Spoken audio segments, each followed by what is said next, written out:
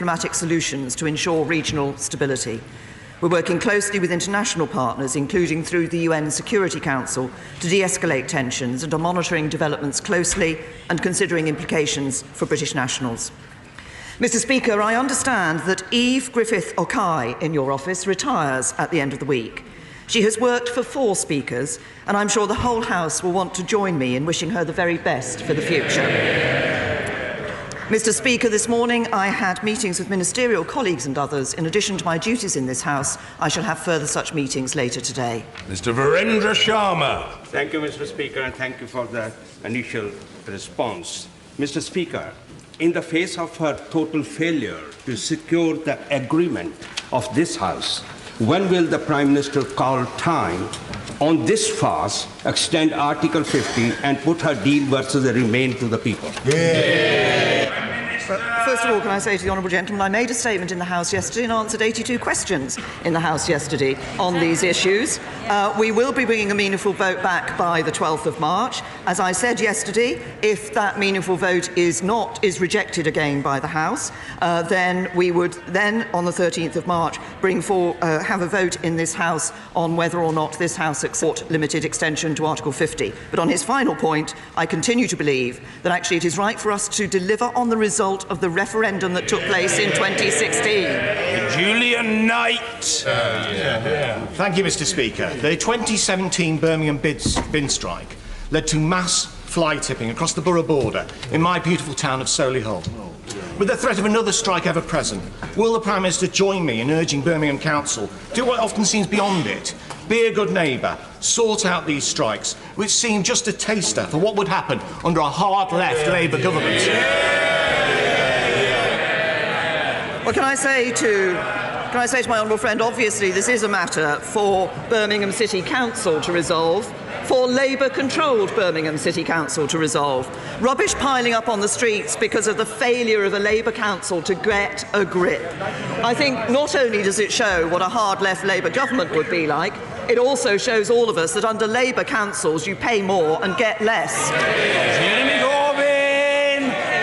Thank you, Mr. Speaker. There is an urgent question coming up on Kashmir, but just to say this, that from our side of the House, we strongly support dialogue, rapid dialogue between India and Pakistan in order to reduce the conflict, reduce the tensions and deal with the root causes of it before more lives are lost.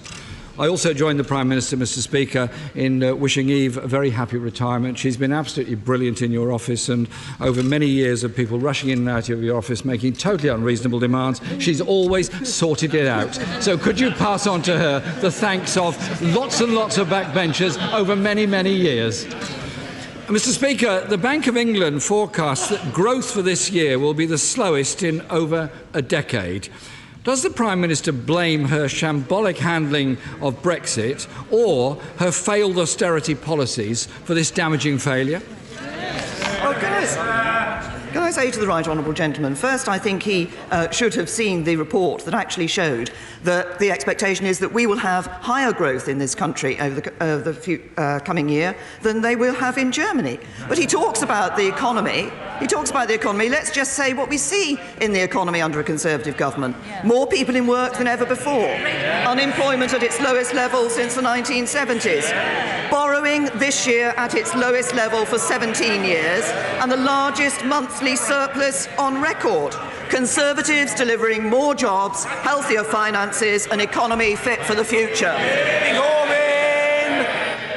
Well, Mr. Speaker, I know the Prime Minister is very busy, I understand that, but she possibly hasn't had a chance to look at the Bank of England forecasts, which suggest there's a 1 in 4 chance of the UK economy dipping into recession.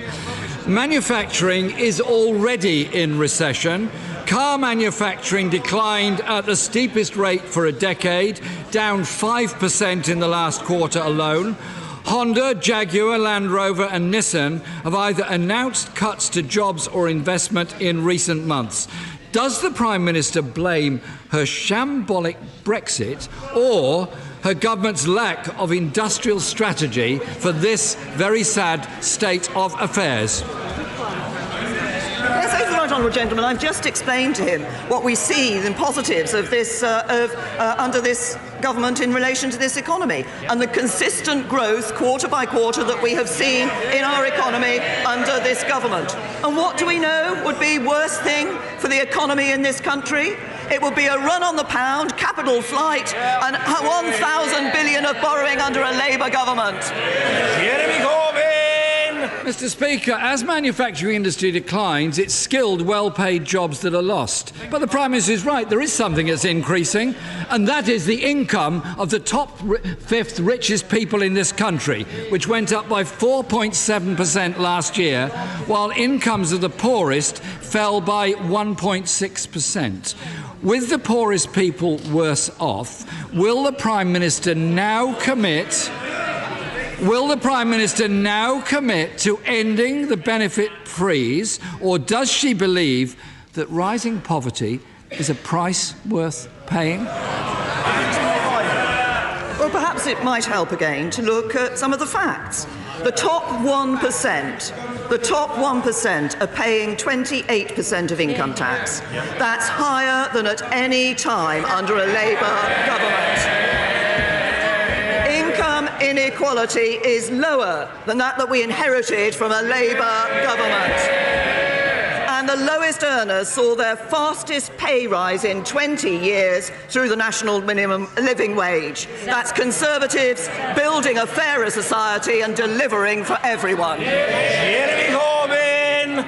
Some of us cannot forget it was the Conservative Party that so opposed the principle of the national minimum wage from the very beginning.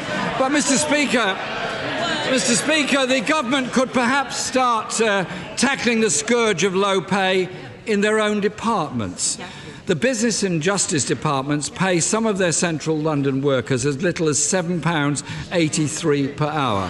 And they've been on strike again this week, hoping to get a London living wage. Could the Prime Minister intervene and make sure they do get the London living wage so they can continue doing their very valuable work for both of those departments? Low pay, Mr. Speaker, means many workers have to claim universal credit just to make ends meet. This month, the Work and Pension Secretary admitted that universal credit is driving people to food banks. Isn't it time to stop the rollout and get it right? Or does she believe that rising poverty is a price worth paying? Yes. I'm not sure whether the Right Honourable Gentleman was repeating his previous question, but can I just say to the Right Honourable Gentleman, first of all, he talks about universal credit. What we have said with universal credit is that as we roll it out, we have made changes to it, as we have seen how it has been operating. In my first months as Prime Minister, we cut the taper rate so people could keep more of what they earn. Since then, we've increased allowances to 100% of a full monthly payment.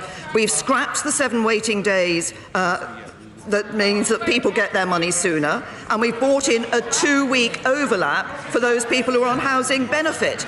The question is why, when we were making all those changes to universal credit to benefit the people who are getting universal credit, did the Labour Party oppose every single one of them? Jeremy Corbyn! Can I just give one example, Mr. Speaker, of what's happening? Take, for example, the food bank in Hastings, represented by the DWP Secretary. Its demand has gone up by 80% after universal credit was rolled out. And the Trussell Trust reports that a significant proportion of referrals are relating to benefit changes, delays or sanctions, a huge increase in food bank uses. Mr. Speaker, 4.1 million of our children are growing up in poverty. Last week, the Resolution Foundation said that UK child poverty was on course to hit record levels. Will the Prime Minister take action to prevent this? Will she start by ending the 2-child limit? Will she end the benefit cap? Will she restore the 1,000 Sure Start centres that have been lost under her government? Can I say to the Right Honourable Gentleman, as we look at the welfare system, what we want to ensure is that we have a welfare system that is fair to those who need to use the welfare system, but is also fair to all those people, those hard-working taxpayers, whose taxes actually go to pay for the welfare system. He talks about child poverty. Absolute child poverty is at a record low, and we know that a child growing up in a home where all the adults work is around 5 times less likely to be in poverty than a home where nobody poverty. And will he recognise that while we're talking of work, he should welcome the fact that we now have more people in work than ever before, 3.5 million more people than in 2010. Well, Mr. Speaker, it clearly isn't working because so many people who are themselves working very hard, sometimes doing 2 or even 3 jobs, have to access food banks just to feed their children. She used to talk about the just about managing. Well, they're not managing anymore. Income inequality is up. In-work poverty, up. Child poverty, up. Pensioner poverty, up. Homelessness, up. Mr. Speaker, austerity is clearly not over. People on low incomes are getting poorer, while those at the top are getting richer. The economy is slowing, manufacturing is in recession, and this government's shambolic handling of Brexit. The right honourable gentleman will not be shouted down. It isn't going to happen. The attempt... people where the car is a necessity, not a luxury. Since 2010, those measures have saved